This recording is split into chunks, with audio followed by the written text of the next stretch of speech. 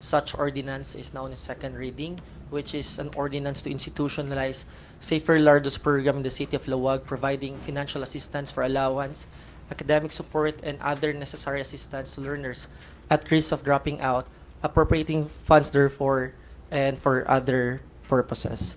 Safer Lardos, Mr. Chairman, stands for sustaining assistance for education and reintegration of learners at risk of dropping out, and its goal is very simple, which is to help struggling students stay in school by providing allowance, academic support, and psychosocial interventions, especially for those facing financial hardship, family issues, and other challenges that push them away from education. Over the past 2 school years, Mr. Chairman, the Safer Lardos program has shown significant reductions in dropout rates across elementary, junior high, and senior high school in our city.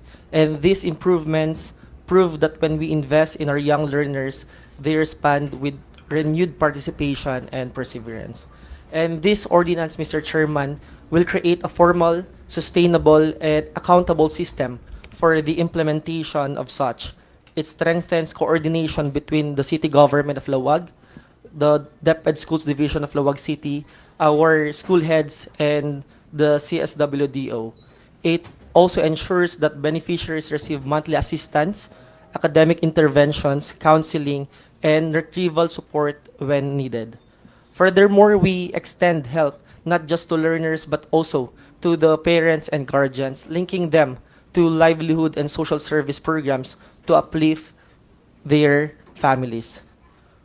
With that, Mr. Chairman, we also have here our representatives coming from CSWDO. We have here Ma'am Perlita Cabello and Sir Jermaine Sebastian. At the same time, a representative coming from SDO-Laoag, Sir Raymond Santos.